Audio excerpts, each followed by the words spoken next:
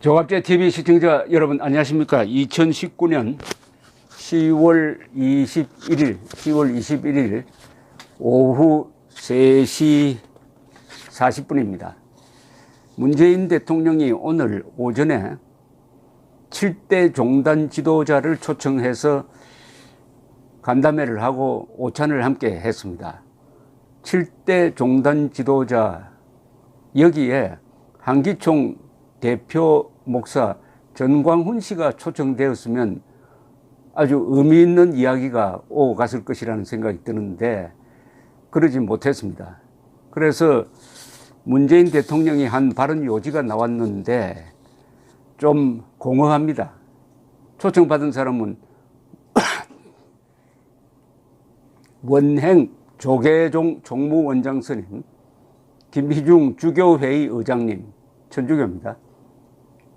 그 다음에 이홍정 총무, 김승복 대표, 오도철 교정원장, 김영건 성균관장, 송범두 교령, 이렇게 되어 있네요. 그런데 여기에 기독 개신교 대표가 누가 갔는지 요 초청 인사말에는 나와 있지 않습니다. 이번에 송범두 천도교 교령님은 처음 모시게 되었는데 지난 4월에 취임을 하였습니다. 취임을 축하드립니다. 그리고 또 박우균 민족종교협의회 회장님께서 이런 자리가 있을 때마다 꼭 함께 해주셨는데 워낙 고령이셔서 그동이 불편하셔서 이번에 오지 못했습니다.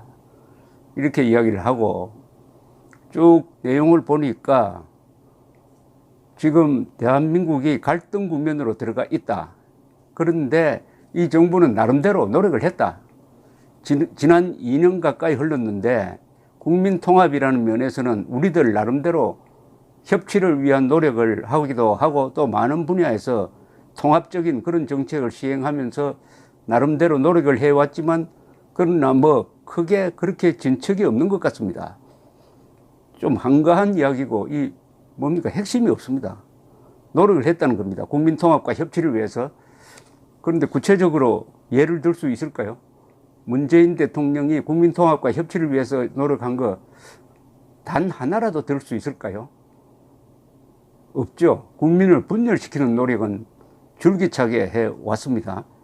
그런데 협치와 통합을 위한 노력을 했는데 별 진척이 없다.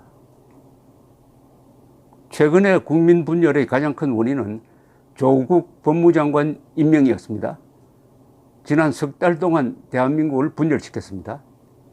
그런데 그건 무시해버리고 그건 이야기도 하지 않고 오로지 협치를 위한 노력을 해왔다는 점을 강조를 했는데 그 다음 글이 아주 이건 좀 가관입니다. 지금은 검찰개혁이라든지 공수처 설치라든지 개혁을 위해 반드시 필요한 어떤 조치로 국민들이 공감을 모으고 있었던 그런 사안들도 크게 그게 정치적인 공방이 이루어지면서 국민들 사이에서도 그것을 놓고 갈등이 일어나고 있는 그런 상황입니다.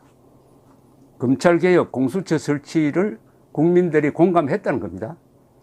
그런데 지금 공방이 이루어지는 바람에 검찰개혁, 공수처 설치도 지금 제대로 되지 않고 있다. 이런 이야기네요. 검찰개혁, 공수처 설치에 우리 국민들이 언제 공감해 준 적이 있습니까? 검찰개혁은 문재인 정권이 지난 2년 동안 그 기나긴 시간이 있을 동안 할 수 있는 충분한 시간이 있었지만은 검찰개혁이 아니라 검찰 장악, 검찰을 정권의 심부름꾼으로 삼아서 무리한 이른바 적폐수사를 통해서 몇 사람이 목숨을 끊는 그런 비극이 벌어졌던 거 아닙니까? 그리고 검찰개혁이 아니라 검찰 장악이었고 사법부 독립 아니라 사법부 장악을 시도했고 성공했는데 그쪽으로 또 무슨 새로 검찰개혁이 할 거리가 있다고 거기에 국민들의 공감이 모아졌다는 이야기입니다. 제가 기억하는 한 검찰개혁과 공수처 설치에 대한 국민들의 공감은 존재하지 않습니다. 그런데 존재한다고 상정해놓고 이것마저 제대로 되지 않고 있다. 책임을 이 자유우파에 떠넘기고 있습니다. 아마 앞으로 총선이 점점 다가오기 때문에 정치적 갈등은 더 높아지고 그 정치적 갈등은 곧바로 국민들 사이의 갈등으로 정복될 그런 말하자면 가능성도 있다고 생각됩니다. 이 문재인 대통령이 분석을 하고 있습니다. 지금 해설위원 비슷하게 돼가지고 분석만 하고 어떻게 하겠다는 말이 없어요. 어떻게 하겠다. 어떻게 하겠다는 것은 출발점이 조국 임명을 통해서 국민 통합을 해치고 분열시킨 데 대해서 사과한다는 말에서부터 출발해야 되겠는데 그 말은 하지 않고 구경꾼처럼 논평만 하고 있으니까 이 말에서 전혀 힘이 느껴지지 않습니다. 또 이렇게 발언을 했습니다. 한편으로 이번에 우리가 또 하나 소중한 기회가 되기도 한 것은 국민들 사이에 공정에 대한 요구가 아주 높다는 점을 다시 확인한 점이라고 할 수 있겠습니다. 요거는 조국이가 그동안에 공정 내세우면서 뒤에 가족들이 온갖 갑질, 온갖 불공정을 저지른 데 대한 국민들의 비난을 차마 피할 수가 없으니까 그것을 둘러 이렇게 표현한 겁니다. 국민들 사이에 공정에 대한 요구가 아주 높다는 점을 확인했다. 왜 확인해야 되었습니까? 조국에 분노했기 때문에 확인한 것 아닙니까? 그렇다면 조국 사태에 대한 책임을 통감한다. 내가 사람을 잘못 봤다. 앞으로 공정 정신으로 돌아가겠다라고 이야기를 해야 이걸 듣고 있는 이 종단 지도자들도 우리 국민들도 마음이 편할 텐데 이렇게 자꾸 변명에 변명을 거듭합니다. 정의로운 대한민국을 최고의 국정 목표로 세우면서 공정한 사회를 위해 많은 노력을 기울여 왔습니다. 정의로운 대한민국이 아니죠. 우리 사람의 정의로운 대한민국이죠. 우리 사람이 아닌 사람에 대해서는 불공정한, 불의한 대한민국을 만드는데 열심히 일해온 것은 우리가 다 잘 압니다, 이제는. 그래서 각 분야별로 특권이나 반칙을 청산하기 위한 그런 노력들을 많이 기울였고 그 나름대로 성과도 있었다고 생각합니다. 조국이 특권과 반칙의 달인 아니었습니까? 오늘 특권과 반칙 중에서 이 부인이 저지른 행동에 대해서 10개 범죄 혐의가 가해져서 구속영장이 청구됐습니다. 구속영장이 청구된 날에 특권 반칙 청산하기 위한 노력을 열심히 했다. 특권과 반칙의 상징적 인물을 법무장관, 그것도 다른 장관도 아닙니다. 가장 공정해야 할 특권과 반칙을 청산하는 바로 그 자리에 앉혀놓고 이제 와서 공정에 대한 요구가 국민들 수준에서 높게 나오고 있다라고 사돈 낱말하듯이 하고 있습니다. 그런데 이번에 이런 이야기를 또 덧붙였습니다. 그런데 이번에 국민들 목소리를 들어보니 공정에 대한 국민들의 요구는 그보다 훨씬 높았습니다. 불법적인 반칙이나 특권뿐만 아니라 합법적인 제도 속에 내재되어 있는 그런 불공정까지 모두 다 해소해달라는 것이 국민들이 요구했습니다. 이것도 완전한 왜곡이네요. 우선 반칙이나 특권, 법을 어긴 이것부터 철저하게 조사를 하자, 수사를 하자라고 검찰이 나서니까 그 수사하지 못하도록 하는 사람들인데 제도 속에 내재되어 있는 불공정까지 모두 해소해달라는 그런 이야기를 누가 했습니까? 제도 속에 있는 그런 불공정은 나중 문제고 우선 명명백백하게 드러난 이런 불공정을 불법입니다.